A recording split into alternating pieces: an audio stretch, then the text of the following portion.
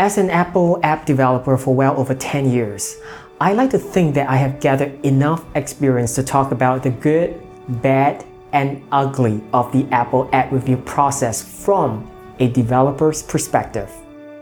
This video will probably only be of interest to new app developers who would like to get an idea of what awaits them. And for the duration of this video, I shall assume that it is you.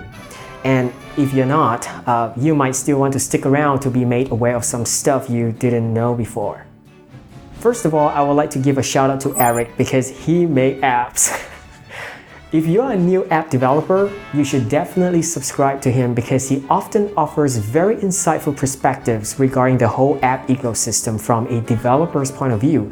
And what I like about Eric is he's not full of crap. He will not sell you this falsehood of the app developer millionaire because the truth is most of us aren't. It's just another venture until we find our way. A lot of consumer tech websites like to portray the Apple app review process as this official, objective, and systematic process. But once you yourself actually get into the gist of actually being a developer, you will soon encounter some of the situations that I will be describing here that will leave you scratching your head. Let's start with the first one. Submit and pray.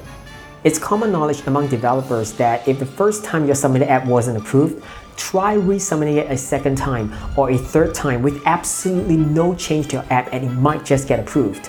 Now, if the app had previously been disapproved, you will usually have to create a new app ID to try your luck again because if you use the same app ID, the next reviewer will usually just refer to the approval status set by the previous reviewer and use that same reason to reject your app again. Why the inconsistency? Simple. Because the app reviewers are human and the judgments can be very subjective. I'll give you one very recent example. I recently uploaded 2 apps, which is the first 2 parts of my sci-fi storybooks that I have decided to put into app forms. They are also available in paperback and Kindle form in Amazon and in various bookstores. It's in the description, but that's not relevant at this point unless you would like to support me by buying my books, which would be great. Now, back to the subject at hand. For the first app, I have explicitly stated point blank right in the description itself that it is a book. And it was approved with no issue.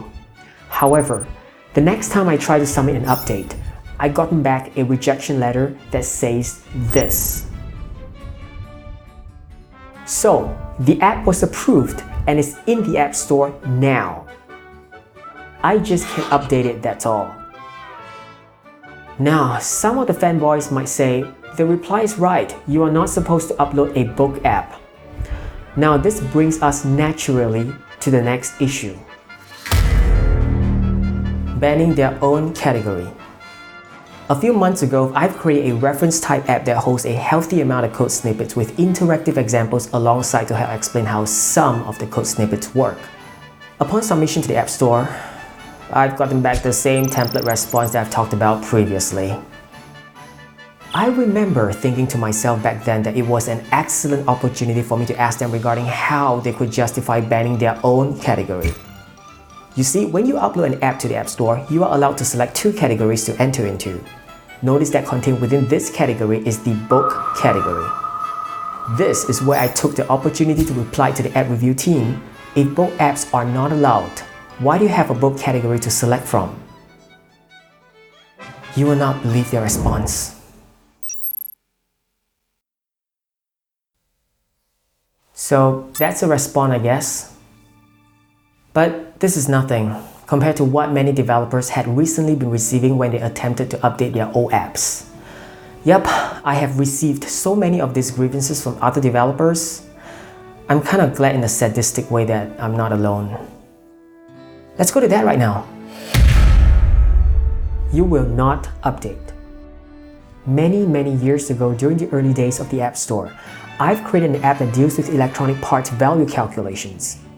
I recently decided to update the app's capability to take into consideration more complex circuitries, but they rejected the update. So now what? You approved my app so many years ago and now you don't allow me to update it simply because since the last time my app was created, many apps had surfaced that could do the same? Do you know what this means to you as a future app developer? Once you created something and was approved, you better update it before more apps like yours start to surface and Apple just downright stops you from being able to update your own apps eventually. Think about it. This is beyond crazy. And to add insult to injury, if you didn't update your app over a period of time, we're talking a few years here, Apple will remove your app. So to all you consumers out there who wonder what happened to your favorite app and why the developer abandoned it, some didn't. They're just blocked from being able to do that because of ridiculous app review policies like this, and eventually their apps are removed because of the time limit given.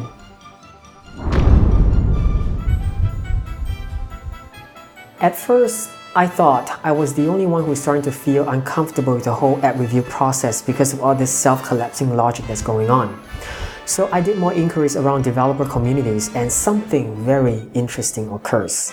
Something that on retrospect does not surprise me. Yeah. The answer that I've gotten from public inquiries is very different from the answer that I've gotten from private messages. It bears a striking resemblance to the iFixit movement, where a woman was banned for saying that she and her team of housewives have the ability to fix iPhones that Apple says cannot be fixed. I'm gonna put a link to her videos in the description. She is my hero. I still have a lot more stories like this from other developers in my private messages, but I do not feel that it is my place to share what they have shared with me in private. Stories for developers by developers. Only those who are suffering together can relate. If there are any one of you who are not afraid of being downvoted by the hurts and would like to share your stories, please put it in the comment section. I would like to know your stories, but I can't protect you from the hurts. They are crazy. This is Brazel Jack, and I will see you next time.